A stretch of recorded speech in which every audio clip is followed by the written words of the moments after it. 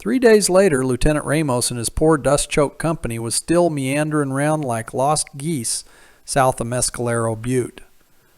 Their tongues stuck to the roofs of their mouths, their feet was wore to blisters, and their brains was jangling with the terror of them unseen redskins. The smoke from them sham fires had petered out, but the doubt, Lord bless it, hung on like a tick. "I can't tell where we be no more," Ramos grumbled, swiping his brow with a sleeve black as a skillet. "We smack in the middle of hell," says Joaquin, spitting red dust. "And the devils here got horsetails for whips and arrows dipped in pizen." What none of them knew was they was tramping dead straight into the very snare Marcus had laid out for 'em. Arroyo Seco weren't nothing but a dry gulch, cut deep and mean, flanked with boulders and sage. From high above it looked no more'n a scar on the earth's hide, but down inside it was a coffin waiting for a lid. Marcus and his 4 braves had been squatting there since cockcrow. One had eyes sharp as an eagle's beak. Another hadn't coughed since the day he was born. An old fellow what could set hisself so still you'd think he was carved from rock. And Goyale, he'd done learned from the medicine man himself how to ghost a trail and win a war without showing his shadow.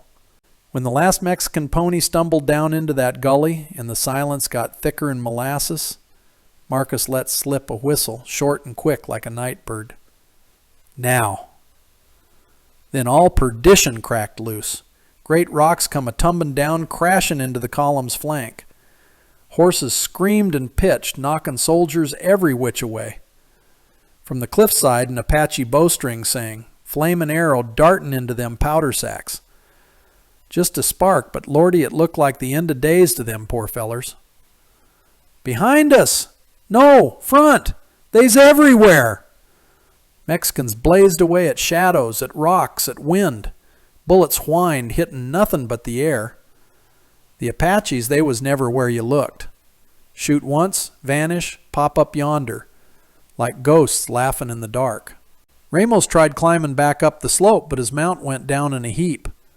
Joaquin, blood smeared across his mug, tore round screaming the Apaches was closing in. But Marcus had laid his trick proper. False tracks in the dust, branches broke on purpose, hoof prints sunk deep in a puddle, all guiding 'em straight to the quicksand. And sure enough, 2 soldiers got sucked clean to their waists. Another hit his knees, yammering prayers to St. Jerome in that mournful Spanish tongue, begging heaven to snatch him up out the mire.